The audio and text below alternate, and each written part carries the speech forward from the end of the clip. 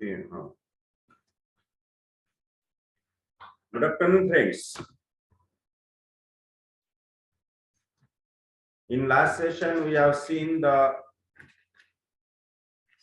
chart of suppression, 7 layers chart of suppression, how to form the 3 layers, ectoderm, endoderm, mesoderm, and their derivatives, their organs of ectoderm, organs of endoderm, and organs of mesoderm. Then how to progress the disease from lower important to more important organs, from first layer ectoderm to 7th layer cell genes. Now today we will see the second stage of disease, suppression. So in last session we have seen the disease, skin eruption, simple skin eruption suppresses, and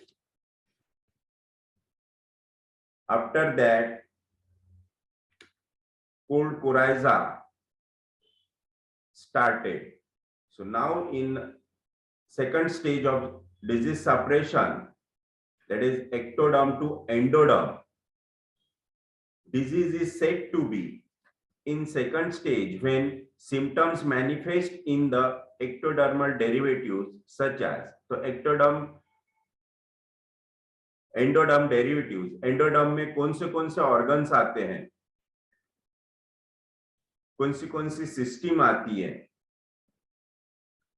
so respiratory tract, epithelium, only epithelium, superficial linings, gastrointestinal tract, epithelium, then urinary tract, epithelium, urinary bladder, epithelium, and epithelium of gallbladder and extrahepatic duct, and the last endodermal cells of liver parenchyma. So these are 5 systems involved in endoderm layer, that is the second layer. तो second layer में only superficial linings are involved, that is the epithelium. Deep tissue of organs are not involved, whole organ is not involved. तो जो भी problem आएगा, जैसे कि simple skin eruption suppress हो गए, तो उसके बाद starting only simple sneezing coryza से होगी, then it goes into the larynx, throat, after that lungs. तो लंग्स में भी ड्राई कफ होगा ओनली, बट अगर वो डीप लेयर पे गया तो समझ लो वो थर्ड लेयर, फोर्थ लेयर में चले जाएगा, लेकिन ओनली लाइनिंग्स अगर वहां पे अफेक्ट होते हैं, that is the only second layer. Here the distribution are in the functional elements. Here the disturbances in the only functional elements, that is the mucous membrane, endothelium. So only mucous membrane of respiratory tract, mucous membrane of GIT tract, mucous membrane of urinary tract, and gallbladder and hepatic duct, and the liver parenchyma. Only mucous membrane, parenchyma, epithelium is affected in the second layer. Sir ने एक note दी है कि disease like pulmonary Koch's, atelectasis, chronic renal failure, which are associated with the parenchyma and not the epithelium. If parenchyma affect, then it goes into the fourth layer. So do not come in the second layer. Yes. So diseases or symptoms which occur in the second stage are different in different miasmatic constitutions. According to miasm, psoric symptoms, psychotic symptoms, psoric disease, psychotic disease, and syphilitic disease. सोरिक individuals में क्या क्या problems आएंगे इस layer के, इन 5 system के. So acute rhinitis, tonsillitis, sinusitis, asthma, bronchitis, pharyngitis, dry cough, alveolitis, bronchitis, and bronchiolitis, hepatitis, gastritis, diarrhea, dysentery, enteritis, acidity, enteric fever, appendicitis. Enteric fever, that is typhoid fever, comes in the second layer. Infections, urinary tract infections. So these are the all psoric disease. All inflammatory itis diseases are the psoric diseases. But देखो typhoid fever ये सोरा में भी आता है, साइकोसिस में भी आता है, सिफिलिस में भी आता है. तो सिफिलिटिक में कब आएगा? जब इंटेस्टाइन में अल्सरेशंस फॉर्म होगा. अल्सरेशंस फॉर्मेशन होता है, स्टूल ब्लड कलर होते हैं, रेड कलर स्टूल होते हैं, तो it is syphilitic. Then psychotic individuals, that is nasal polyps, DNS, deviated nasal septum, asthma, laryngeal nodes, polyps and nodes, asthma, that is chronic asthma, chronic catarrha, gallstones, renal stones. renal stones यहाँ पे नहीं आएंगे, renal stone fourth layer में जाएंगे. Tumor, polyps, and chronic gastritis and gonorrhea. Gonorrhea also comes in the second layer because only lining or epithelium or mucous membrane of the urethra is affected. Only epithelium of urethra is involved in the second layer. That's why in the gonorrhea, that's why gonorrhea comes into the second layer, but it is psychotic. Syphilitic in individuals, destruction of nasal septum, destruction of tract, bloody catarrh, ulcerative colitis, Crohn's disease, and intussusceptions, ulcers, but only epithelium, not a parenchyma. Ulcers में epithelium, only linings, मतलब superficial ulcers वहां पे होंगे. Only mucus membrane में ulcers होंगे तो ही वो second layer में आएंगे. देखो इंटुससेप्शन यहाँ पे दिया है, लेकिन वही अगर परफोरेशन होता है तो वो फोर्थ लेयर में जाएगा. तो फर्स्ट लेयर में हमने एज ग्रुप कौन सा होगा, कौन सा आता है ये देखा था. That is the infantile age, and in second stage age is children above or children from 1 year to teenage. Above 1 year are more prone to endodermal affections. Up to 1 year first layer diseases, फिर वो सोरिक हो, psychotic हो कि syphilitic. लेकिन above 1 year it goes into the second layer. Yes. तो suppression second layer का कैसे start होगा? The patient is now put on एंटीमटाड. कल हमने देखा था कि skin eruptions, nappy rash suppresses. Afterward the patient suffers from sneezing rhinitis, and rhinitis के लिए वापस एंटीमटाड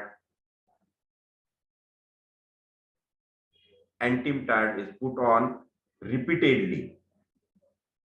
Arsenic album, Blata orientalis.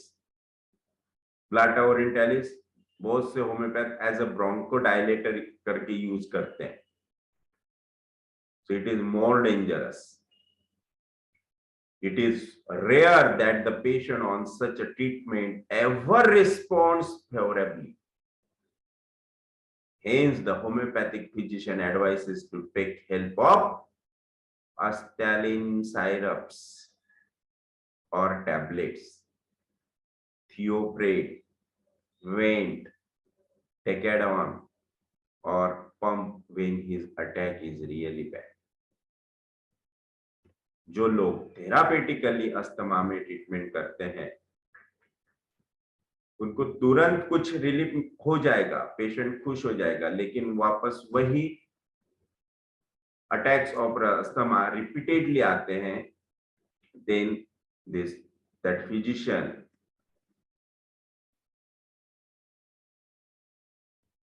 पता ही है आप लोगों को, है ना, बाद में हर कोई बोलता है कि नहीं अब होता नहीं, कंट्रोल के बाहर है, रेफर.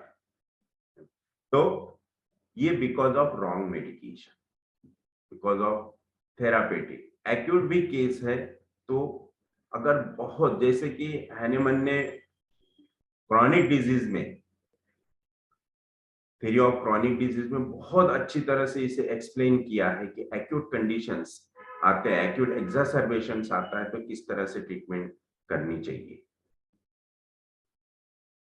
अगर आप उसे थेरापेटिकली भी देते हैं कि अस्थमा है, आर्सेनिक दे दिया, ब्लाटा ओरिएंटलिस दे दिया, अगर उसको फर्स्ट डोज देने के बाद अगर रिलीफ आता है तो तुरंत आपको उसका कॉन्स्टिट्यूशनल मेडिसिन सोचना है और उसे वो अप्लाई करना है. लेकिन आप वही रेमेडी जो आपने एक्यूट में दी है वो रिपीटेडली देते रहते हैं और कॉन्स्टिट्यूशनल के लिए सोचते ही नहीं, तो वो उसे सप्रेशन देगा या फिर और उसका डिजीज एग्रीवेट कर देगा. तो ऐसा नहीं होना चाहिए. अगर रिलीफ होता है, क्योंकि ऐसे केसेस में मैंने बहुत से केसेस देखा कि जैसे विजयकर सर ने तो बहुत हाई लेवल तक विजयकर सर पहुंच गए थे कि ऐसे केसेस में ओनली अगर उसका कोई इंडिकेटेड ड्रग उस वक्त आपको समझ में आता है, कुछ उसकी कंडीशन देख के, उसका एक्यूट एक्सासर्बेशन देख के अगर आपको समझ में आ रहा है कि उसकी ये रेमेडी निकल रही है, ये रेमेडी उसको कवर कर रही है, उसके सिम्टम्स टोटली इस मेडिसिन के है, तो वो अगर आपके पास उस टाइम पे अगर मेडिसिन अवेलेबल नहीं है या फिर आप बाहर है या फिर ट्रैवलिंग में आपको कोई पेशेंट दिख गया और उसकी सिम्टम्स आपने देख लिया, उसको अचानक अस्थमा का अटैक आया, सडनली स्टार्ट हो गया, तो सर ने कहा है कि ओनली उस मेडिसिन का जो भी उस टाइम पे इंडिकेटेड है उस मेडिसिन का नाम उसके कान में बोल दो तो उसको 2 सेकंड में रिलीफ हो जाएगा. और ये मेरा एक्सपीरियंस है, मैंने ये करके देखा है और ये तुरंत होता है अगर वो उस कंडीशन को मेडिसिन कवर कर रही है, उस कंडीशन को वो स्टेट सिमिलिमम है, तो वो मेडिसिन वहां पे 100% एक्ट होती है. क्योंकि ये एक्सपेरिमेंट मैंने मेरे बच्चे पे करके देखा है, मेरे लड़के पे करके देखा है. उसको सीवियर अस्थमा था, तो जब भी उसको कभी भी मतलब रात के किसी भी टाइम पे उसको अस्थमेटिक अटैक आता था, सडन साइलेंटली सब सोए, कोई प्रॉब्लम नहीं, बच्चा सोया और अचानक रात में उठता था और जोर जोर से सांस लेना शुरू कर देता था. उस वक्त आप इतने रात को जाओ मेडिसिन लाओ, तो उस वक्त जो भी दिखता था सामने उसके सिम्टम्स दिखते थे, कैसे सडन उसको अटैक आया, सडनली है, वायलेंटली है, उसको क्या उस वक्त क्या डिजायर है, हॉट है, चिली है, थर्स्टी है, थर्स्टलेस है, रेस्टलेस है, साइलेंट है, वो आपको डिस्टर्ब कर रहा है, नहीं कर रहा है, आपको उठा रहा है, नहीं उठा रहा है, ये सब देख के उसकी जो भी मेडिसिन आती थी उस मेडिसिन का नाम खाली उसके कान में बोल देता था, तो 2 मिनट में वो एकदम नॉर्मल हो जाता था और सो जाता था. ये इफेक्ट, डायनामिकल इफेक्ट मैंने देखा. और जो विजयकर सर ने पढ़ाया, जो विजयकर सर ने SCPH प्लस में जो सिखाया, जो केसेस दिखाए हमें, वो एग्जैक्टली मैंने फॉलो किया और मुझे वो रिजल्ट मिले. लेकिन दिस इज मोर डेंजरस. ऐसे केसेस में रिजल्ट आएगा, आप उस वक्त उस पेशेंट को वहां उस कंडीशन में से निकालेंगे, लेकिन नेक्स्ट डे आपको उसके कॉन्स्टिट्यूशनल ढूंढना है और देना है, नहीं तो वो उसको और सिफिलिटिक में लेके जाता है। क्योंकि आपने जो मेडिसिन बोला डायनेमिकली वो एक्ट हो गए और डायनेमिकली उसको बाहर निकाला, लेकिन उस वक्त वो निकाला वो ज्यादा दिन तक नहीं रहेगा, उसको वापस उससे डबल इंटेंसिटी में अटैक आ सकता है, इसलिए आपको वहां पे कॉन्स्टिट्यूशनल मेडिसिन देना है। यस, तो ऐसे रिजल्ट होम्योपैथी के हैं, इतने डायनेमिकल रिजल्ट आते हैं और ऐसे रिजल्ट आप देख भी सकते हैं। इवन मैंने ये भी करके देखा कि एक कोमा की केस थे, जो केस मतलब एक्चुअली वो केस की पूरी हिस्ट्री लिया, मेडिसिन निकाला, लेकिन वो मेडिसिन ही अवेलेबल नहीं थी। फिर उस मेडिसिन का ओनली नाम चिट्ठी पे लिख के उसके पिलो के नीचे हमने रख दिया, पेशेंट नेक्स्ट डे कोमा से बाहर। ये भी देखा है, लेकिन कोमा के बाहर आने के बाद वापस उसकी हिस्ट्री लेके दूसरी मेडिसिन निकाले, वो मेडिसिन दिए और तब जाके वो क्योर हुआ। क्योंकि जो निकले थे वो तो अवेलेबल थी नहीं, ओनली नाम लिखा तो पेशेंट कोमा से बाहर हो गए। यस, तो इतने एक्सलेंट रिजल्ट होम्योपैथी के, because homeopathy is act dynamically. Yes, तो ऐसे रिजल्ट आपको भी देखना है, आपको भी करना है, लेकिन बहुत नॉलेज उसके लिए लेना पड़ेगा, बहुत पढ़ाई करनी पड़ेगी, क्योंकि ये जब लेते हैं हम, क्योंकि आगे क्या होने वाला है पता नहीं होता है। एक आधी कॉन्स्टिट्यूशनल मेडिसिन दिया आपने तो आपको पता है कि आगे क्या क्या होने वाला है, लेकिन ऐसे मेडिसिन में जो हम स्टेट सिमिलिमम देते हैं, इसमें पता नहीं होता कि आगे क्या होगा, पेशेंट को रिलीफ होगा कि नहीं, क्योंकि हमें नेक्स्ट कंडीशन के लिए तैयार होना होता है, रेडी रहना होता है। यस, तो टाइम पे अगर कुछ नहीं मिलता है, आपके पास मेडिसिन अवेलेबल नहीं है, तो आप इसे अप्लाई कर सकते हैं। या फिर अगर मेडिसिन अवेलेबल है तो डायरेक्ट उसको सुंगा दो, स्मेल दे दो मेडिसिन का, ऑल्फैक्शन, तुरंत पेशेंट को रिलीफ होना शुरू हो जाएगा। यस, तो अस्थमा के पेशेंट में ये बहुत अच्छी तरह से वर्क करता है।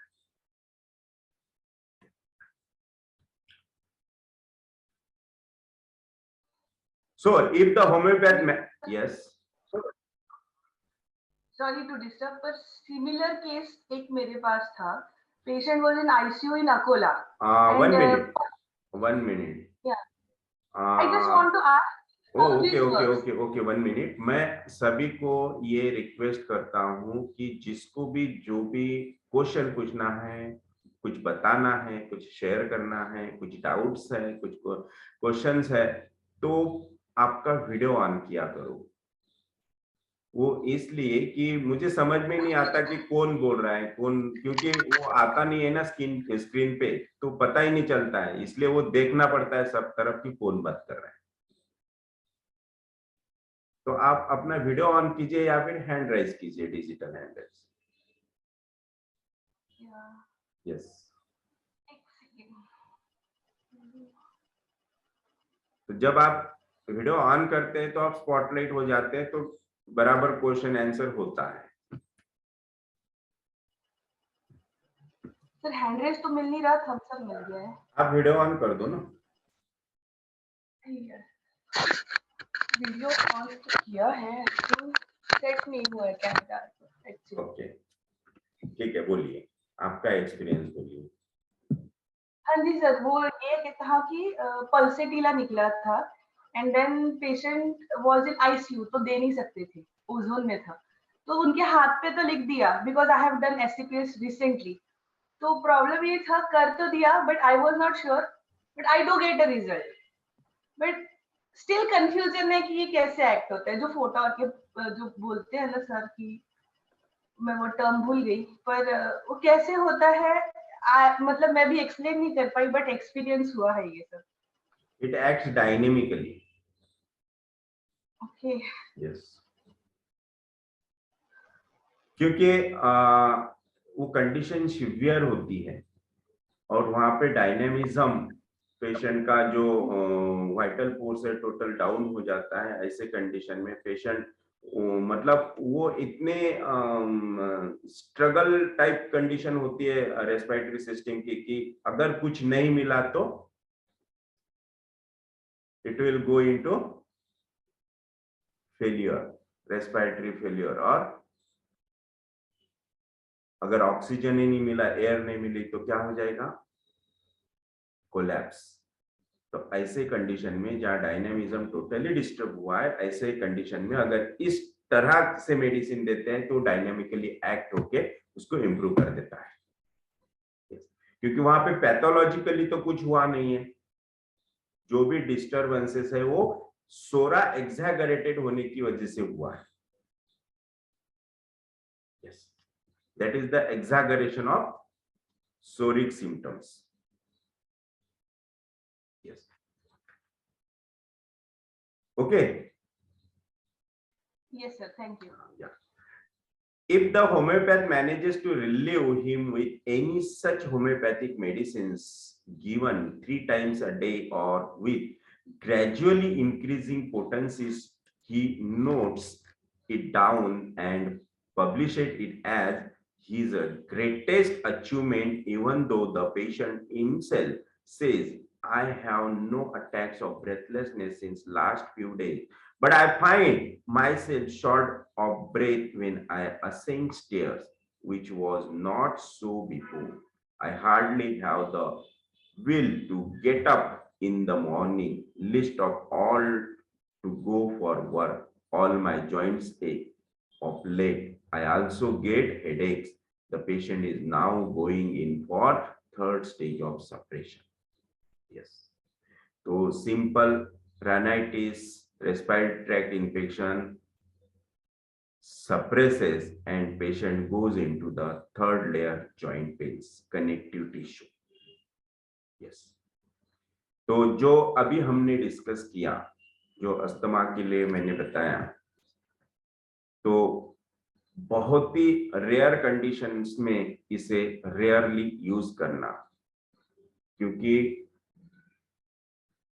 एक आधी बार यूज किया आपने, एक आधी बार इस टाइप से ट्रीटमेंट दिया तो इट इज ओके, बट अगर आप रिपीटेडली उसी पेशेंट पे ऐसा सेम वे से करते हैं तो वो पेशेंट को ये सिस्टम जो आप कर रहे हैं लाइन ऑफ ट्रीटमेंट, ये उसको और डीप सिपिलिटिक में लेके जाएगी। उसे हो सकता है आगे चल के स्टेटस अस्थमैटिकस में वो पेशेंट जाए।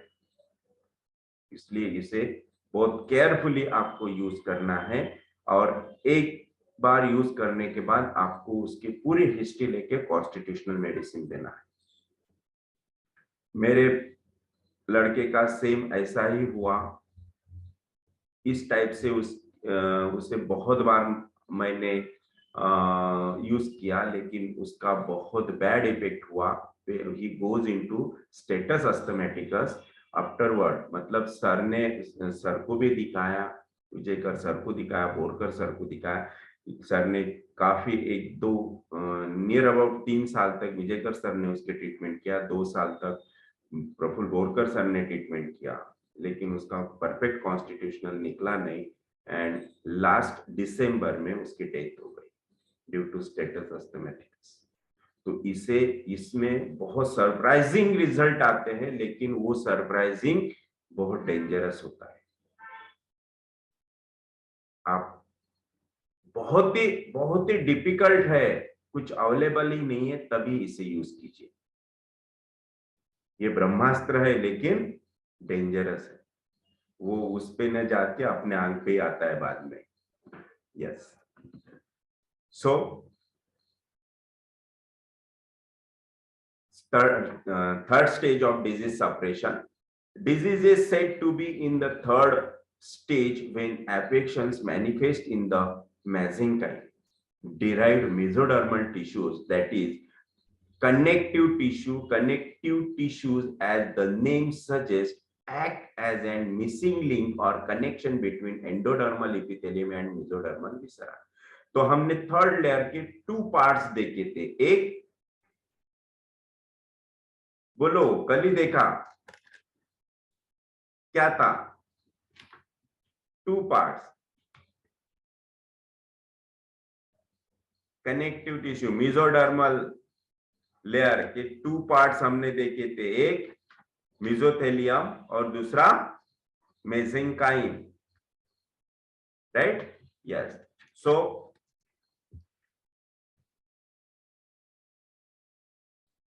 तो जो थर्ड लेयर में आता है that is the mesenchyme. Disease is said to be in the third stage when affections manifest in the mesenchyme.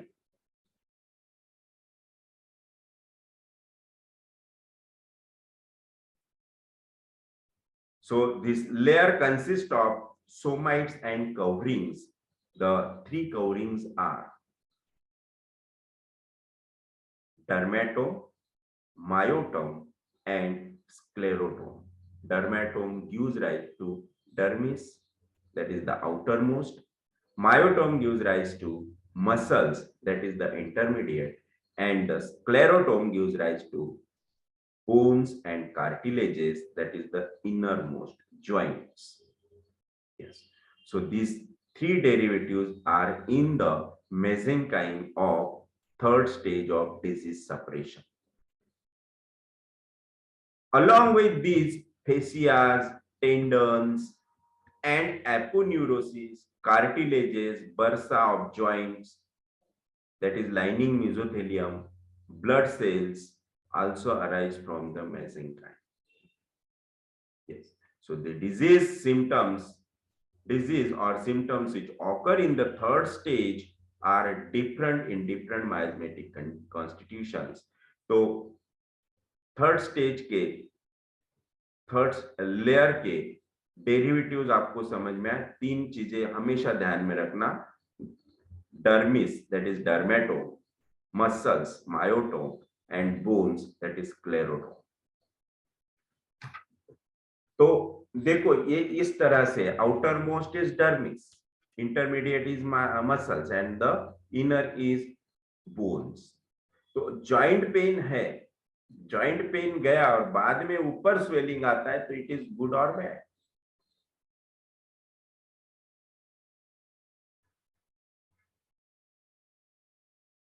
Good. Good. Sir inflammation है ना, swelling means it's kind of Zorah.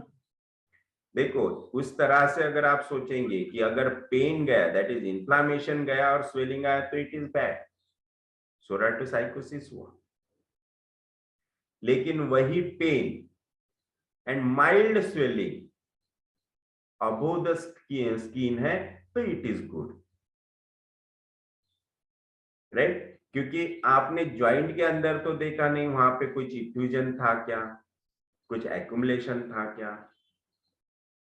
Right? तो उसमें भी जब ये ऐसी कंडीशन आती है जहां हमें समझ में नहीं आता है कि अब ये इट इज राइट और रॉन्ग, ये इनसाइड आउट तो हुआ है, इनर साइड मतलब बोन से, जॉइंट से ये बाहर आया है मसल तक, डर्मिस तक, तो इट इज राइट और रॉन्ग.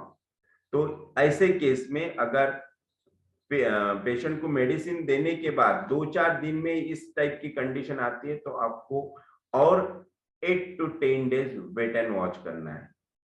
क्योंकि जॉइंट का तो गया, it is definitely good sign, but वो स्किन के ऊपर आया या फिर डर्मिस में है तो वेट एंड वॉच. क्योंकि अगर आप क्लियर नहीं है कि ये एग्जैक्टली क्या हो रहा है, सोरा टू साइकोसिस हो रहा है कि या फिर सोरा टू सोरा ही है, मतलब इनसाइड आउट हुआ है बट इन द सोरिक मायाजम, तो वेट एंड वॉच. जहां कहां कंफ्यूजन है, sir always says Vijaykar sir always says if you feels confusion then wait and watch. The better way is to prescribe the settlement. तो ऐसे condition में कभी भी डिस्टर्ब खुद भी नहीं होना चाहिए और मेडिसिन भी डिस्टर्ब नहीं करनी चाहिए, ना ही रिपीट करनी चाहिए. Only wait and watch. Yes. So the psoric individuals in the third layer, psoric individuals having arthritis, sinusitis, synovitis, back pain, rheumatic knee joint pain, and falling of hairs. Falling of hair अगर वो root से है तो वो third layer में जाएगी. Only superficial है तो वो सॉरी डर्मिस में जाएंगे अगर वो फ्रॉम रूट है तो. लेकिन अगर वो ऊपर से ही कट होके आ रहे हैं तो वो फर्स्ट लेयर में जाएंगे skin. Then psychotic individuals, chronic arthritis, laryngeal cord inflammation, psoriasis, lichen planus. It is psychotic. But lichen planus, it is syphilitic also. So syphilitic then goes into the seventh layer. Because lichen planus का हमने case देखा था, उसमें कहा था कि unknown origin. Diseases of unknown origin. Unknown origin, that means syphilitic is seventh layer. Then syphilitic individuals, rheumatic arthritis, osteoarthritis, destruction, paralysis of vocal cord, syphilitic arthritis, psoriasis, etc. So देखो, psoriasis comes into psora, psychosis and syphilis, all three miasms.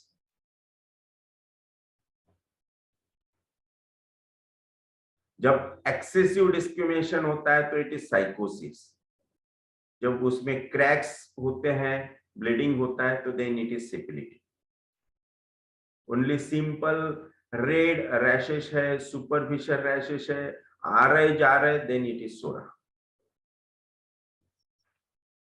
And the age group of this third layer is 20 to 40 years.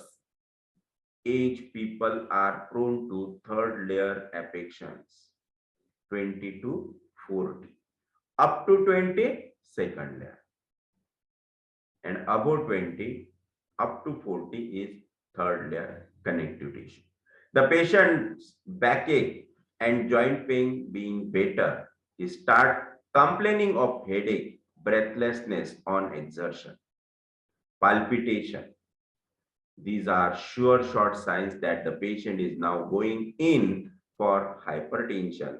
After measuring BP, he is labeled as a hypertensive and told categorically that he is now accept that he is a potential heart patient and has to be dependent on allopathic antihypertensive. The patient has now entered the fourth stage of suppression. देखो simple rash किस तरह से suppress होके, suppression कैसे progressive वे लेता है और one by one layer ascend करता है. फर्स्ट लेयर से second layer, simple rash goes into second layer respiratory tract, again suppresses, again goes into third layer joint pains, again joint pain suppresses, again goes into the fourth layer in the heart. और एक common suppression जो हम भी देखते हैं और allopath भी देखते हैं कि simple urethritis, simple rash suppresses and after that urethritis start, urethritis suppresses and goes into the joint, that is the rheumatoid arthritis, and again it suppresses, rheumatic fever suppresses, goes into the, it bites the heart, बोलते हैं it bites the heart. Yes, yes. So now हम पहुंच गए fourth layer, fourth stage of disease suppression. Disease is said to have reached progress to the fourth stage when affection starts manifesting in the endothelium and mesodermal derivatives. So mesodermal derivatives are lung parenchyma, kidneys, muscles, which form the trachea, angioblastic tissues, products, heart, blood vessels. Beside these, all the viscera coverings, pleura, peritoneum, pericardium, dura mater, pia mater, spleen, liver, yes, capsules, fibrous tissues, etc. So this is the derivatives of fourth stage. So third stage is having, that is the mesoderm, having two types, a connective tissue, mesodermal connective tissue, and mesodermal, that is the mesothelium and mesenchyme. So diseases or symptoms which occur in the fourth stage are different in different miasmatic constitution. तो psoriatic disease क्या होंगे fourth layer के? That is the anxiety, angina, hypertension, myocarditis, lymphangitis, nephritis, alveolitis, tuberculosis, pleurosis, etc. These are psoriatic hypertension. Psoriatic hypertension कैसा होता है, कौन बताएगा?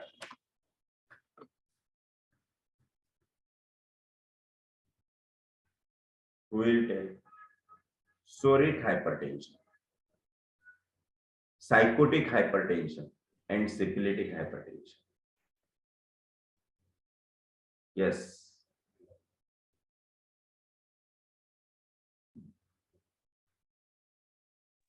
So variation in BP blood pressure measurements variation. The psoriatic may, like, it's not like that. Psoriatic hypertension बराबर है, जो because of anxiety होता है. अच्छा, anxiety. Because of anxiety होता है, sudden आया और automatically आया और चले गया. लेकिन जब हम बीपी मेजर करते हैं तो it will be 170 by 90, 180 by 90. This is psoriatic hypertension. कभी कभी 180 by 80 होता है, 190 by 80 होता है, 200 by 80 होता है. It is psoriatic hypertension. Only क्या होगा यहाँ पे? Systolic blood pressure. सिस्टोलिक बढ़ गया, डायस्टोलिक नॉर्मल है, दैट इज द सोरा. और जब डायस्टोलिक बढ़ता है तो it is psychotic hypertension, that is 140 90, 150 100, 160 100, 180 110, it is psychotic. But when goes above 110, diastolic goes above 110, like 120 130 140, it is syphilitic hypertension. Out of control. Yes. So this is the types of hypertension according to Myers and Sora, psychosis and syphilis. Understand? Any doubt?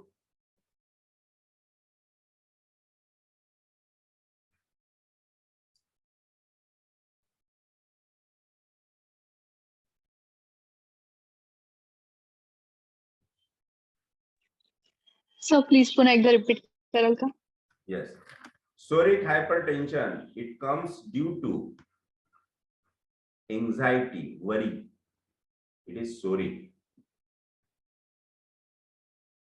And it will measure like 170 by 80, 160 by 80, 170 by 90, 180 by 90. It is psoriatic and it is temporary. कभी देखा तो normal आया, कभी देखा तो बढ़े हुआ आया, है ना? कभी बढ़ता है और अपने आप अच्छा होता है. This is सोरा. और जो कांस्टेंट रहता है, जो कांस्टेंट रहता है, एक बार देखा 15 दिन बाद देखा, वैसा ही है. That is the 140 90, 100 90, 110 100, like this. It is psychotic hypertension. When diastolic pressure going to become increase. Or in SORA, only systolic pressure increase, diastolic is normal. But so would it pulse pressure वैसे भी ज्यादा रहता है because of atherosclerosis, तो ये लोग में तो most of the time they are systolic hypertensive, तो उसमें Yes. कैसे? तो mostly it is common condition ना, so it is common to all patients, that's why it is normal according to age. Yes. और अगर वो नहीं हो रहा है तो then it may be syphilitic, होना ही चाहिए अकॉर्डिंग टू नेचर, राइट? अगर कोई पेशेंट है और उसके विजन एकदम शार्प है in the age of 80-90, then it is syphilitic vision. Hearing एकदम प्रॉम्प्ट है in the 90s, age of 90, then it is syphilitic. तो अकॉर्डिंग टू नेचर उसे डिट्यूरेट होना ही है, अगर नहीं होता है तो it is senses active, right? तो वहां पे रूब्रिक लेना पड़ेगा हमें, सेंसेस हाइपर एक्टिव और एबनॉर्मल, और क्या क्या है सेंसेस में, रूब्रिक देखो।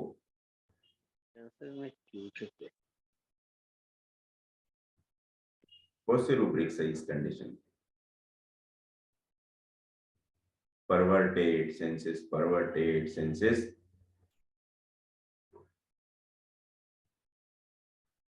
सेंसेस चैप्टर में जो आपको रूब्रिक्स आएंगे।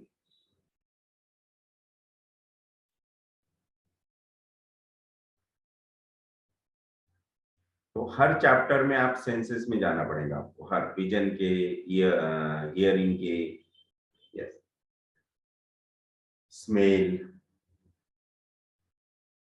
कोई पेशेंट होते हैं जिनकी एज 90-95 हो जाती है और all teeth are strong, is it normal?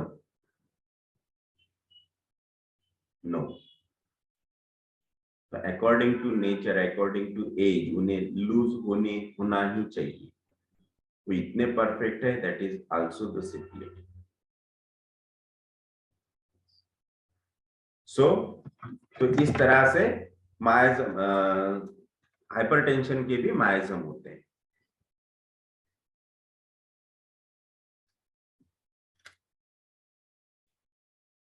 Now, the psychotic diseases or symptoms which occur in the fourth stage of miasmatic constitutions, psychotic, that is stenosis, ischemic heart disease, chronic hypertension, atherosclerosis, hyperlipidemia, enlargement of heart, filaria, nephrosis, benign tumors, lung tumors, tuberculosis, and thickening of pleura. Pleurisy, pleuritis, it is SORA. Pleurisy or pleural thickening or pleural effusion, it is psychosis.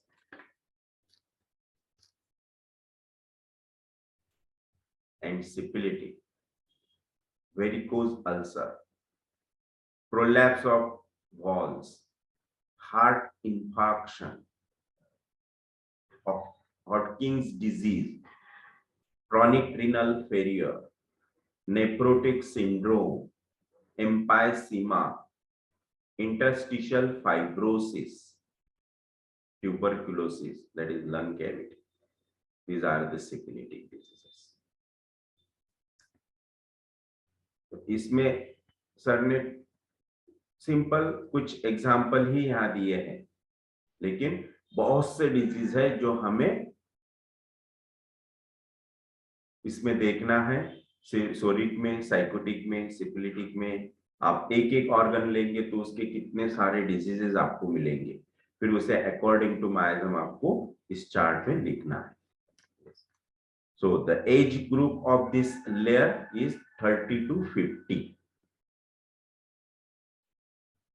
The patient who is put on specific treatment of above complaint, for example, cardiac tonics, antihypertensives, on combined allopathic and homeopathic treatment gradually develops diabetes और thyroid problem.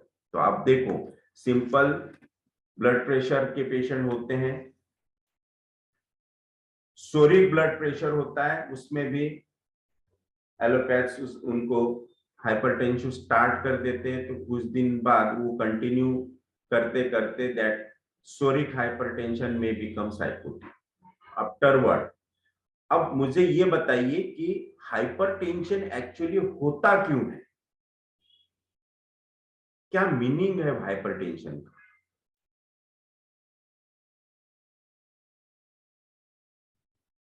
कौन बताएगा?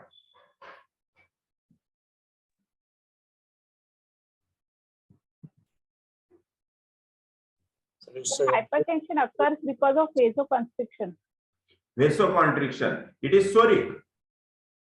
अगर vasoconstriction हो रहा है तो it is psoric, because of sensitivity, because of anxiety, it is Zorah.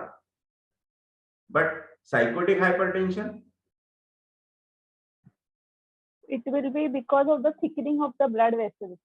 Thickening of the blood vessel और intima of the blood, है ना। इंटीमा में वहां पे एक तो कोलेस्ट्रॉल डिपोजिशन होगा, उसकी वजह से ब्लड फ्लो, जिस ऑर्गन के आर्टरी में डिपोजिशन हुआ है कोलेस्ट्रॉल का, या फिर वहां पे कैल्सिफिकेशन हुआ है, जो उसका एंटीमा है वो स्वेल्ड हुआ है, या फिर वहां पे वो डिपोजिशन होने की वजह से जो पैसेज है वो नैरो हो गया, ब्लॉक होते जा रहा है, तो क्या हो जाएगा, उस ऑर्गन को ब्लड सप्लाई कम मिलेगा। Sorry,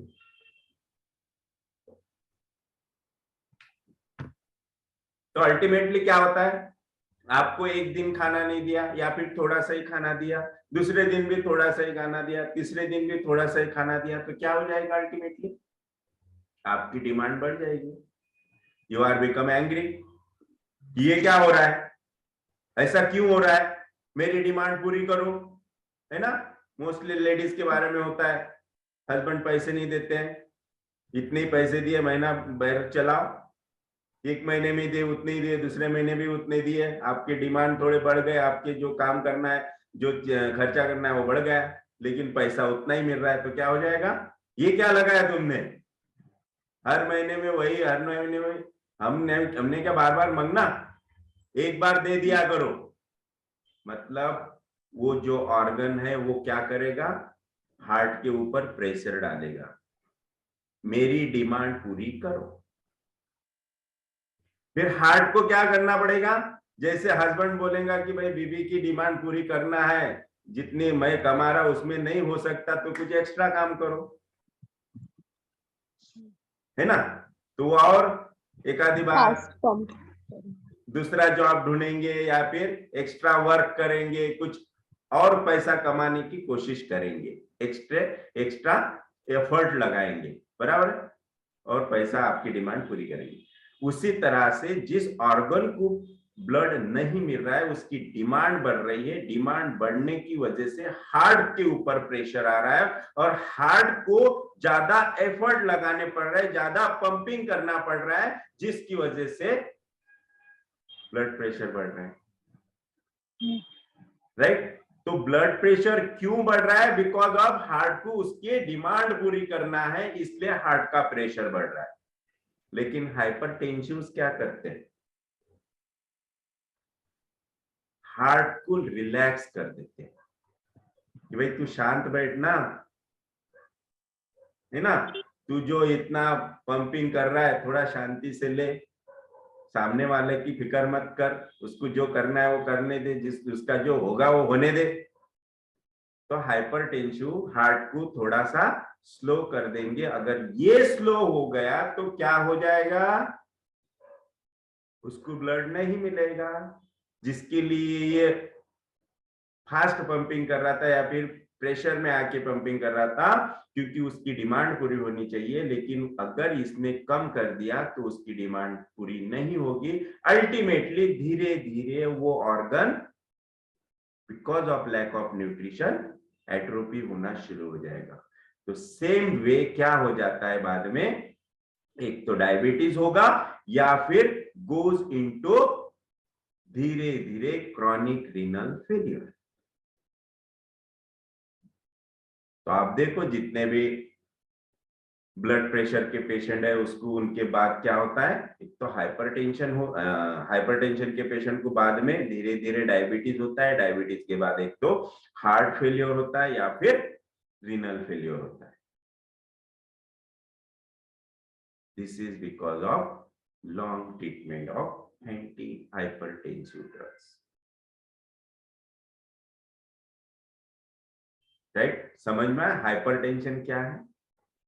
yes. Now fifth stage लेना है कि कल लेंगे फिफ्थ स्टेज? राइट, हम fourth stage of disease suppression तक आ गए। कल हम fifth, six and seven 3 stages लेंगे। तो ये 4 लेयर तक किसको कोई प्रॉब्लम है, समझने में कुछ डिफिकल्टी है, या फिर समझ में नहीं आया, या फिर कोई क्वेरी है, क्वेश्चन है, तो आप पूछ सकते हैं। Then we will take the tips और हिंट ऑफ डॉक्टर हैनीमैन।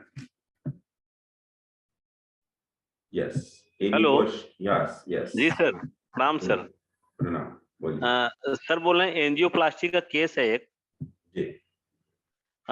तो उनको हमको जब मेडिसिन देना है ना, तो कैसे देना सर? जीसीएस के हिसाब से कुछ और पकड़ना है उनका? पेशेंट को भूख कम है, वीकनेस लगता है, सुबह में सो उठने में लेजीनेस लगता है, स्टेमिना नहीं है, और पेशेंट एंजियोप्लास्टी हुआ है उनका। तो अगर उनको दवाई देना है तो सिप्रेटिक मतलब क्या जीसीएस यहाँ देना होगा कि नहीं होना? यस, आपको जीसीएस ही देना पड़ेगा। पूरी हिस्ट्री लीजिए उनके कि पहले से क्या हुआ था, क्यों ये कंडीशंस आए, क्यों ब्लड प्रेशर बढ़ा, क्यों एंजियोप्लास्टी करना पड़ा, सब कंडीशंस लो। यहाँ पे लाइफ सिचुएशन, लाइफ हिस्ट्री बहुत इंपॉर्टेंट मैटर करती है। तो उनको हार्ट अटैक आया था सर, और उनका कारण यही था कि उन्होंने भाई परिवार के लिए बहुत कुछ किया, और भाई लोग बोले कि भैया आपने मेरे लिए जीवन में किया क्या? उन लोगों को पढ़ाना लिखाना, खिलाना पिलाना, अपनी थाली में खिलाना। तो बोले कि डॉक्टर साहब जिंदगी भर तो हम भाइयों के लिए बनाए, अपने लिए कुछ नहीं बनाया।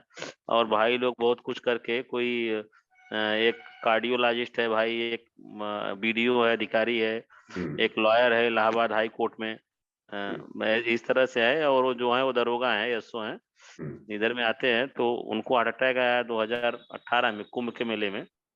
तो लखनऊ पीजीआई में उनका ऑपरेशन हुआ, तो एंजियोप्लास्टी की है। तो मेरे से ट्रीटमेंट लेते हैं। तो मैं यही सोच रहा था कि ऐसा तो ना हो कि एंजियोप्लास्टी हुआ है, वहाँ पे सर्जरी है, कुछ फॉरेन बॉडी छल्ला लगा है उधर में, तो ऐसा ना हो कि हमारा जीसीएस जाए तो फॉरेन बॉडी को बाहर निकालने की कोशिश करे, उनके उस पे कोई दिक्कत आए। नहीं, आपको पूरी लाइफ सिचुएशन ही लेना है। आप जो भाई लोगों ने किया है, दैट मीन्स हार्ट अफेक्ट हुआ, इसका मतलब क्या है कि वहां लव अफेक्शन कम मिल रहा है। और लव फैक्टर कहाँ अफेक्ट हुआ, तो ये उसकी मेन रीजन है कि भाई लोग उन्हें अप्रिशिएट नहीं कर रहे जो उन्होंने किया उनके लिए। क्रिटिसाइज किए कि भैया मेरे लिए क्या किए, तो उसके लिए वो पैसे दिए, उन लोगों का बनाया। उन्होंने अपने जीवन में कभी जमीन नहीं लिया, कुछ नहीं लिया। अभी बीवी बोलती रहती है तो वहां से बातचीत भी नहीं करते हैं बीवी से। भाइयों से भी कट ऑफ रिलेशन हो गया। मैंने उनको नेट्रम्यूट 200 दे के रखा है। उनका बीपी बीच में कंट्रोल नहीं हो रहा था, मेरे से दवाई लेते थे तब भी 170, 180, 120 था। तो उनका एलोपैथ का भी दवा चलता है, इधर में ही लेते हैं। लेकिन उनका कहना था कि 140 हो जाए तो ठीक है डॉक्टर साहब। तो पहली बार आए थे तो मैंने उनको लैकेसिस 200 दिया था, तो उनको लेजीनेस जो था वो सब चला गया। नेट्रम्यूट दिया हूँ 2 महीने 1 महीने बाद। तो अभी तो आपने क्या दिया ये इम्पोर्टेंट नहीं है, आपने क्या लिया ये इम्पोर्टेंट है। मैंने डिल्यूशन क्रिटिसाइड लिया। उन्होंने कहा कि मेरे डॉक्टर साहब, मेरे ही थाली में जो भाई खाया, बिना मेरे थाली का खा के उसका पेट नहीं भरता था, जिसको मैं नहलाता था, कपड़े पहनाता था और अपनी पूरी कमाई जिंदगी भर मैंने भाइयों को दे दी। क्रिटिसाइज में लव अफेक्शन फैक्टर नहीं आता है। क्रिटिसाइज के बजाय आप लव अफेक्ट, मतलब वहां पे उनका लव फैक्टर अफेक्ट हुआ है, इसलिए लव फैक्टर अफेक्ट होने के लिए उसको सिमिलर रूब्रिक आपको लेना पड़ेगा, that is the appreciated not. Delusion appreciated not. हाँ, एप्रिशिएटेड नॉट ये डायरेक्टली लव को अफेक्ट करेगा, राइट? यस, तो आप ये रूब्रिक ले सकते हैं वहां, क्योंकि क्रिटिसाइज किया मतलब क्या, वहां पे लव फैक्टर मुझे लगता कि नहीं आ रहा है, तो आप उनमें ये लीजिए एप्रिशिएटेड नॉट, और नेग्लेक्टेड भी ले सकते हैं आप, लेकिन एप्रिशिएटेड ज्यादा बेस्ट रहेगा। उसके बाद आप उनमें और उनकी डिस्पोजिशन, रिएक्शन, उनकी रिएक्शन क्या थी इस फैक्टर पे, वो लेके फिर मेडिसिन निकाल के उन्हें दे दीजिए, राइट? जी जी। यस, तो हमने सोचा ऐसा ना हो कि उसकी वजह से जो सर्जरी हो, अगर जीसीएस पड़े तो कुछ दिक्कत आए, हमारा दवाई कुछ उसके लिए दिक्कत करे। हमारे मेडिसिन से कोई दिक्कत नहीं होगी, राइट? ये कोई ऐसा नहीं है कि आज मेडिसिन स्टॉप कर दिए तो कल प्रॉब्लम जा सकता है, ऐसा नहीं होता है होम्योपैथी में, है ना? एलोपैथी के जैसा नहीं होता है होम्योपैथी में कि कोई ड्रग कंटिन्यू चालू है और वो स्टॉप कर दिया तो कोई प्रॉब्लम हो गया, ऐसा नहीं होता है, राइट?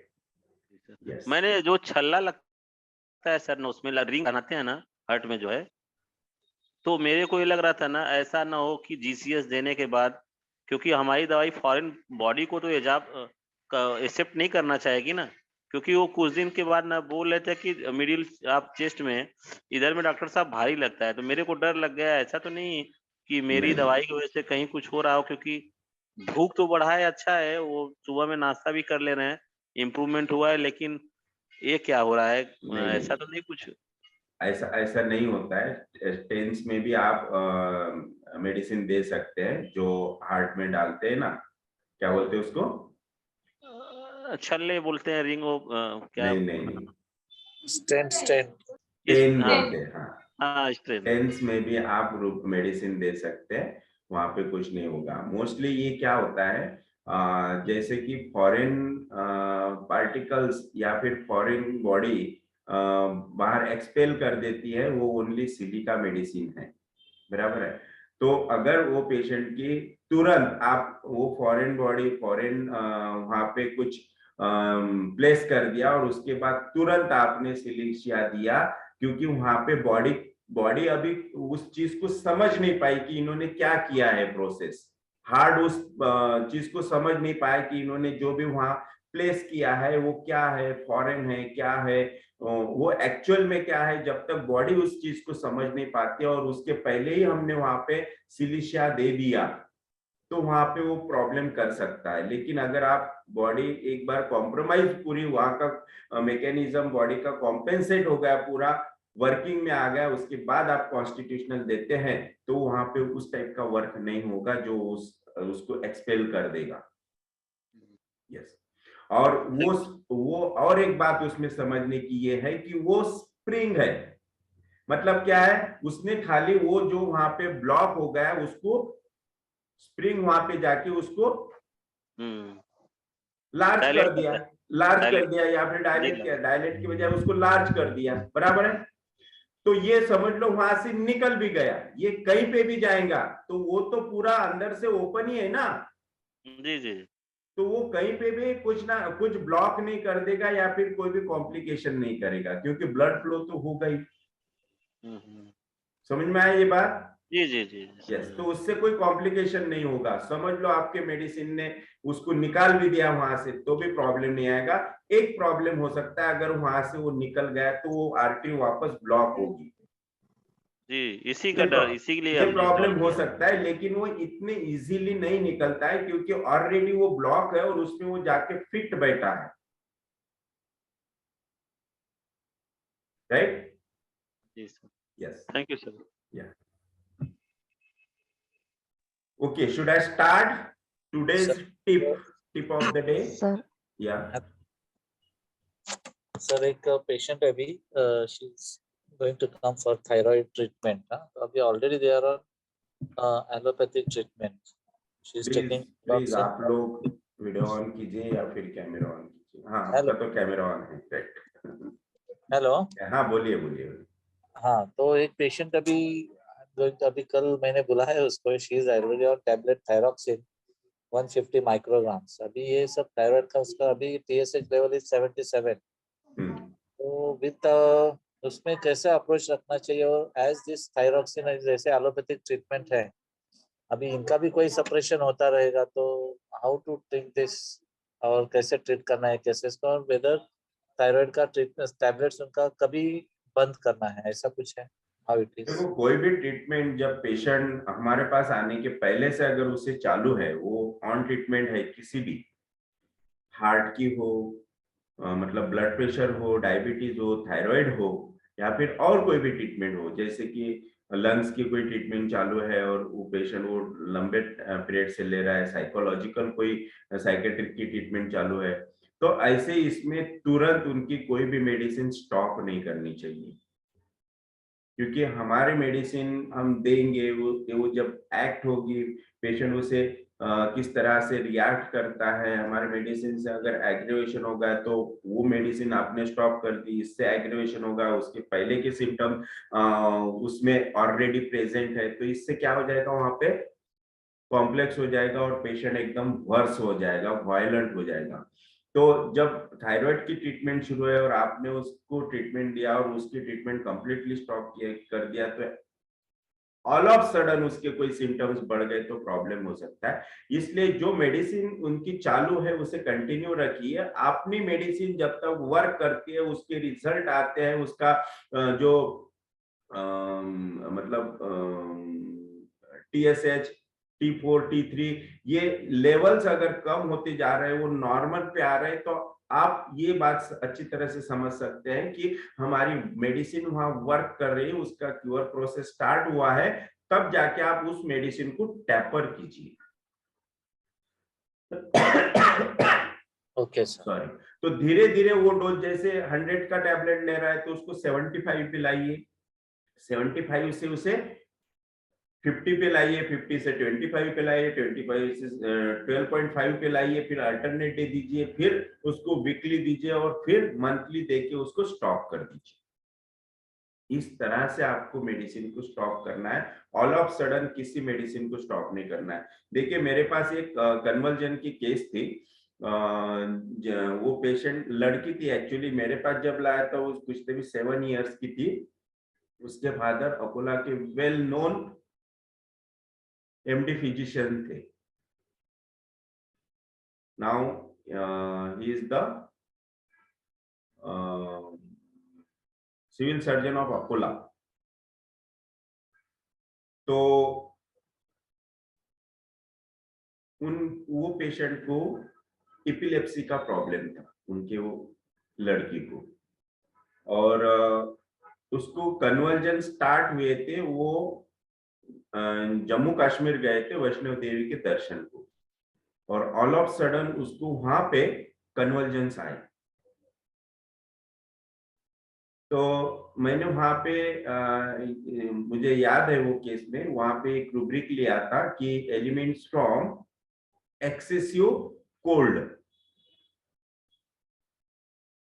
तो एक्सपोजेस टू कोल्ड, उसको ठंडी सहन नहीं होती थी, वो घर पे भी ठंडी एसी में नहीं सोती थी, और वहां पे इतनी वो जैसे गुफा में एंटर की और वो एकदम पूरा बर्फ का था बोले, तो उसको जैसी बाहर है कन्वर्जन स्टार्ट हुई।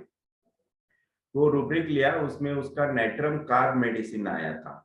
नाइट्रम कार्ब मैंने दिया, तो उसके जो कन्वर्जन्स वीकली आ रहे थे उसके वहां से आने के बाद, क्योंकि उन्होंने ट्रीटमेंट स्टार्ट करके कुछ तो भी 2-3 साल हो गए थे एलोपैथिक ट्रीटमेंट स्टार्ट करके, लेकिन कन्वर्जन्स पहले बहुत रेयरली, मतलब 6 महीने में आता था, फिर वो मंथली पे हो गया, फिर वीकली हो गया, फिर कभी कभी वीकली 2 टाइम्स होते थे, मेडिसिन एलोपैथिक चालू रहने के बाद भी। फिर वो अपना नाइट्रम कार्ब देने के बाद वो उसी तरह से कम होते गए, फिर वो पहले मतलब वीकली से मंथली पे गए, मंथली से 2 मंथ बाद आया, 3 मंथ बाद आया, फिर 6 मंथ बाद आया, फिर ईयर में एक बार आया, फिर वो कंप्लीटली स्टॉप हो गए। तो मैंने उनको बोला था कि आपको ये मेडिसिन कम करनी पड़ेगी। तो वो मेडिसिन फिर उन्होंने बोला कि ये मेडिसिन हम कम बंद नहीं कर सकते और कम भी नहीं कर सकते। मैंने बोला सर ये जब तक कम नहीं करेंगे समझ में नहीं आएगा कि अपने मेडिसिन से कुछ फायदा हो रहा है कि नहीं। और ये दिख रहा है कि उसके कन्वर्जेंस अगर कम हो गए, उसकी इंटेंसिटी कम हो गई, उसके रिलैप्स होने के पीरियड बढ़ गया, तो आपको उसे कम करना पड़ेगा। तो ठीक है बोले, वो एमडी डॉक्टर थे तो मान लिया उन्होंने कि ठीक है बोले कम करके देखते, अगर कुछ आता है तो मैं वापस शुरू कर दूंगा। मैंने बोला नो प्रॉब्लम, कर दो। तो वो हमने टैपर किए 100 पर से उसको 75 पिलाया, 75 से इस तरह से उसको टैपर करते करते गए और बाद में वो कंप्लीटली बंद हो गए। तो आज वो लड़की का एमडी हो गया, एलोपैथिक एमबीबीएस एमडी हो गया और अभी वो ओपनिंग करने वाली है। तो अभी उसे कोई प्रॉब्लम नहीं है, मेडिसिन स्टॉप है कंप्लीटली। वो तभी मतलब 4 साल बाद वो कंप्लीटली मेडिसिन स्टॉप हो गई। तो इस तरह से इन डिजीज में जो लॉन्ग पीरियड से ट्रीटमेंट ले रहे हैं, कोई ड्रग पे हैं, तो उसे हम इस तरह से बंद कर सकते हैं। Hello sir. Yes hello sir. Yes. Sir एक सवाल है, जो केस इतना पुराना था 2-3 साल का और सीपीटी केस था, तो इसमें एलिमेंट फ्रॉम कैसे रूब्रिक उठाए आप सर? एलिमेंट कोल्ड फ्रॉम कैसे रूब्रिक उठाए आप? हाँ बहुत अच्छा। तो ये प्रॉब्लम एक्चुअली वहां पे फर्स्ट टाइम हुआ ना उसे। जी, लेकिन केस तो देखिए मायाजम ऑलरेडी ब्लूम्ड ना, मतलब इतना दिन से झेल रहा है और 2-3 साल से लोग अलग-अलग तरह की दवाइयां दे रहे हैं, इतना सीवियर केस है, नहीं नहीं नहीं सीपीटी नहीं केस है।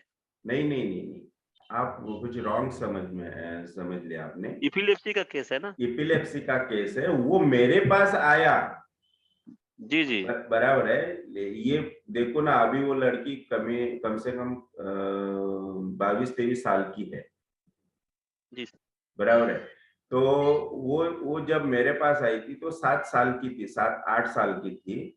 और वो मेरे पास जब आई तो उसको कुछ तभी 2-3 साल हो गए थे उसको कन्वर्जन स्टार्ट होके, जी, 3 साल। मेरा सवाल यही है सर कि 2-3 तो साल सुनिए, पुराना मैं केस मैं था। उसका ही आंसर दे रहा हूँ।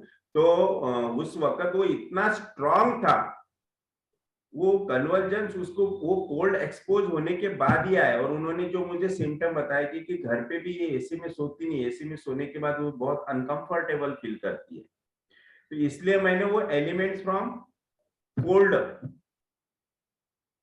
आइस कोल्ड, जो एक एग्जैक्टली रूब्रिक मेरे को मालूम नहीं, लेकिन कोल्ड था जो मैंने सिलेक्ट किया था। क्योंकि उस वक्त दूसरा रूब्रिक उसके लिए, उस कंडीशन के लिए क्या लेना मुझे नहीं समझ में आया था, इसलिए मैंने सिंपल रूब्रिक लिया, elements from cold, exposure of cold. और कुछ उसके मेंटल डिस्पोजिशंस और रिएक्शन उसमें डाला था मैंने, जैसे कि वो लड़की बहुत ही मतलब कंपनी अवॉइड करना, स्कूल में भी उसका ओनली एक ही फ्रेंड थी, इस तरह से उसमें एक रूब्रिक मैंने शायद मिसएंथ्रोपी लिया था उसमें, मुझे याद है। क्योंकि वो बहुत ही नॉन कम्युनिकेटिव स्टूडेंट थी और घर में भी बहुत कम बात करती थी। एक सिंपल भाई था और उसकी अटैचमेंट ओनली मदर से थी, बाकी किसी से भी नहीं। तो इस तरह से मैंने वो एक elements from cold, exposure to cold और दूसरा मिसएंथ्रोपी, ऐसा कुछ डाला था। और 2 रूब्रिक लेके और एक शायद उसका कुछ तभी रिएक्शन मैंने लिया था, वो एग्जैक्टली मुझे मालूम नहीं। तो ये रूब्रिक डाल के जो मेडिसिन आई थी, तो नेट्रम कार मैंने उसमें दिया था। तो एलिमेंट्स फ्रॉम उसमें इस वजह से लिया मैंने कि वो मुझे वहां पे बहुत स्ट्रांग दिखा, क्योंकि उसके एक्सपोजर के बाद ही उसको हुआ। अब इस चीज के लिए, कोल्ड एफेक्शन के लिए दूसरा रूब्रिक मुझे दिखा नहीं, इसलिए मैंने लिया नहीं, इसलिए मुझे वो एलिमेंट्स फ्रॉम ही लेना पड़ा। अच्छा सर। और तो इसी तरह से तीसरी बात उसमें ये भी थी लेने की, कि उस वक्त इसका नॉलेज नहीं था कि क्रॉनिक केसेस में एलिमेंट्स फ्रॉम नहीं लेना चाहिए। इसीलिए ठीक हो क्योंकि उस वक्त ये भी पता नहीं था कि ये क्रॉनिक डिजीज में एलिमेंट्स फ्रॉम नहीं लेना चाहिए, एक्यूट में ही लेना चाहिए करके। ऐसे लेकिन आप देखो जी सर। ये कैसा है, जैसा विजयकर सर भी बोलते हैं हमेशा, सर ने बोला है कि कोई रूल हार्ड एंड फास्ट नहीं है। एक आधी जगह आपको नहीं मिल रहा है, या फिर आपको जो मिल रहा है वो परफेक्ट है वहां पे उस कंडीशन के लिए, तो आप उसे ले सकते हैं। जैसे कि एलिमेंट फ्रॉम एंगर वेगेशन, ये रूब्रिक आप ले सकते हैं। अगर आप पेशेंट बहुत एंग्री है तो आप कौन सा रूब्रिक लेंगे, या फिर एंगर के बाद ही होता है, या फिर एंगर के बाद ही हुआ है, तो आपको क्रॉनिक में भी आप उसे ले सकते हैं। यस। तो सर ना एक मेरा केस है इसी तरह का, उसको 15 साल से कन्वर्जन आ रहे हैं, तो उसको भी उसने हिस्ट्री में बताया कि उसको स्नेक बाइट के बाद आया सर। स्नेक बाइट के बाद वो बहुत ही बीमारी को लेके बहुत ज्यादा एंग्जियस रहती है। मैंने उसको और सब रूब्रिक लेने के बाद तो दवा दिया, काफी इम्प्रूवमेंट है।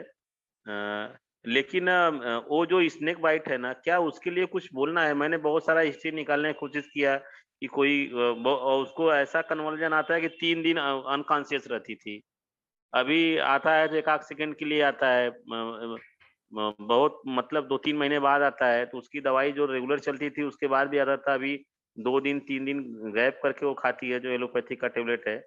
मुझे दवा देते हुए 6 तो महीने हो देखो गए। कैसा है, एक्सपोजर और जैसे किसी एनिमल इंसेक्ट ने बाइट किया, अटैक, पॉइजनिंग, ये चीज अलग है। क्योंकि यहाँ पे देखो कि उसकी रिएक्शन मैटर करती है कि जब स्नेक बाइट हुआ तो उसकी रिएक्शन क्या थी उस कंडीशन में, वो इतने स्टक क्यों हुई, इतने फ्राइटफुल क्यों हुई कि उसको कन्वर्जन स्टार्ट हुई। तो वहां पे हो सकता है कि वो बहुत ज्यादा डर गई थी, फियर ओवर पावरिंग हो गई थी, जिसकी वजह से ब्रेन का कंट्रोल गया। अच्छा। तो वहां पे तो ये आपको उसकी रिएक्शन निकालनी पड़ेगी। Elements from insect bite, elements from animal bite, elements from snake bite, ये शायद रूब्रिक है भी नहीं है। वहां पे आप पॉइजनिंग ले सकते हैं, लेकिन मुझे ऐसा लगता है उससे ज्यादा इंपॉर्टेंट है कि उसकी उस वक्त बाइट होने के बाद, अब यहाँ पे ये थोड़ी समझ सकते हैं अपन कि भाई आप उसमें आइस बर्ग में या फिर आइस में जाने के बाद आपकी क्या रिएक्शन थी, जी जी है ना। तो वो तो दिखेगी ही सेंसिटिव टू, जैसे कि बहुत हिलना शुरू हो गया, फिर वो इतना उसको चिल भर गई आंग में कि उसको कन्वल्जेंस आना शुरू हो गया। अगर सर डर रहा होगा तो हमको यहाँ रूब्रिक डेलिरियम फ्लाइट लेना होगा, क्या लेना होगा? यस, फियर फ्राइट या फिर fear overpowering.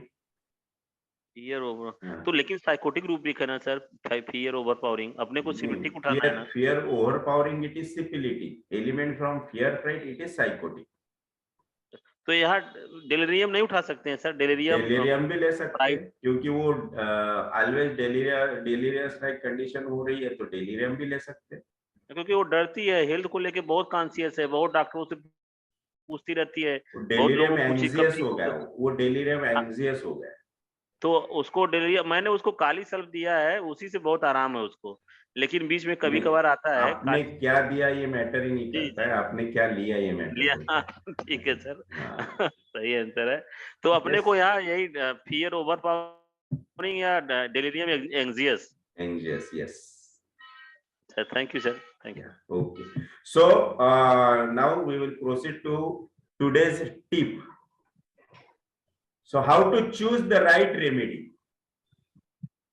How to choose the right remedy? This is written in the Theory of Chronic Disease, in the introduction of Theory of Chronic Disease book. Dr. Hahnemann's writing है. Dr. Hahnemann teaches that the remedy should be chosen according to the symptoms of the patient. अभी आप हरिओम जी, आपके सवाल का जवाब आपको मिल जाएगा। Elements from Q,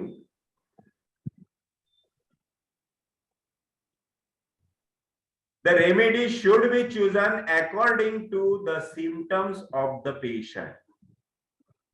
उसका सिम्टम ये था कि जैसे ही वो चिल्ड को एक्सपोज हो गई, उसके बॉडी ने रिएक्शन दे दिया, और वो रिएक्शन ऐसी थी, कन्वर्जेंस आया, दैट मीन्स द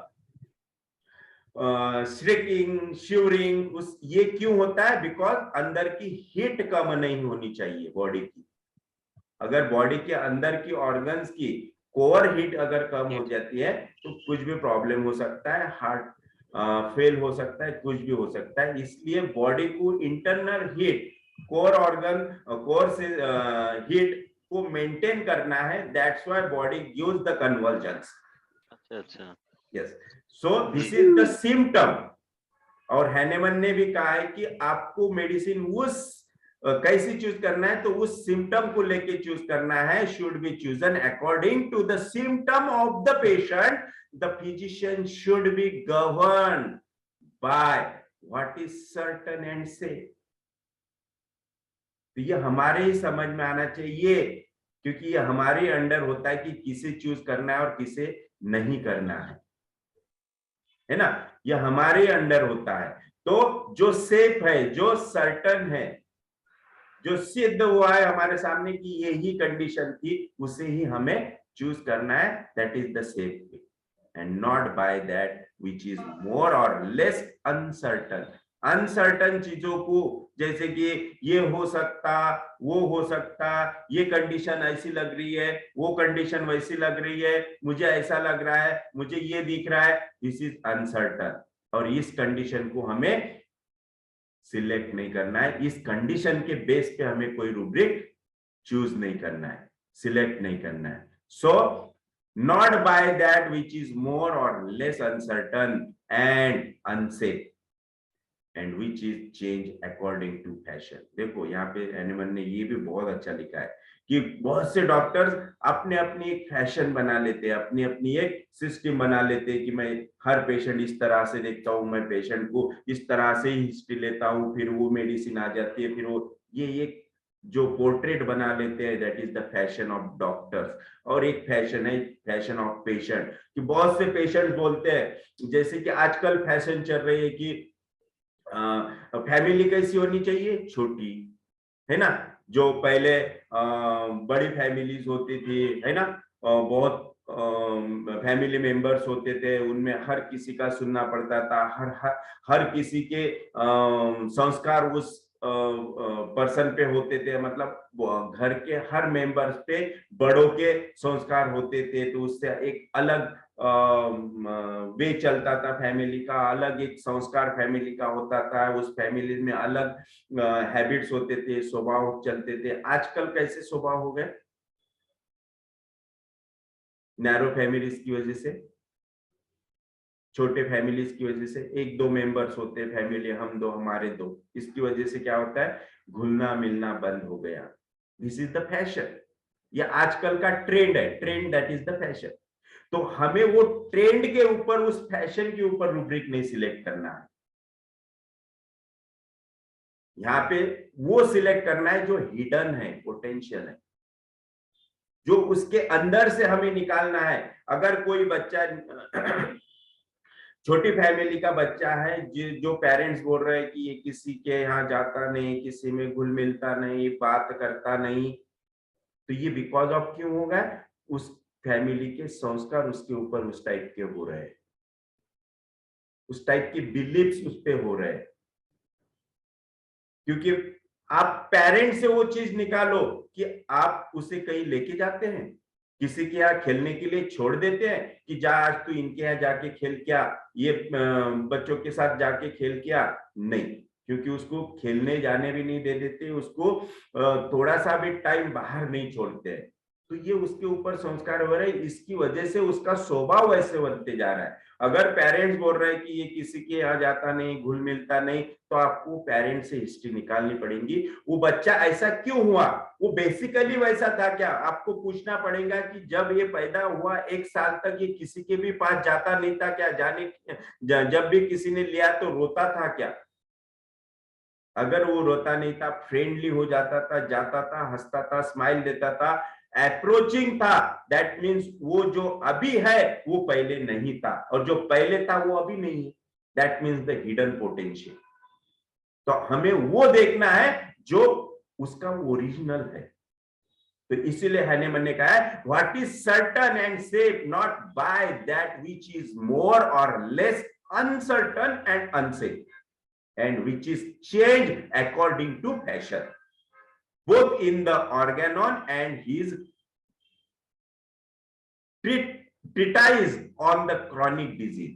जो भी हैनेमन ने ऑर्गेनॉन में भी लिखा है और उनकी जितने भी राइटिंग्स है, बुक्स है, उनमें भी ये चीज लिख के रखा है कि सिम्टम्स कैसे, रेमेडी कैसे चूज करना है, कौन से सिम्टम्स लेना है। On the chronic disease doctor Hahnemann insist upon the remedies being chosen in accordance with the symptoms। Yes, this is the tip of the day। Okay, समझ में आया?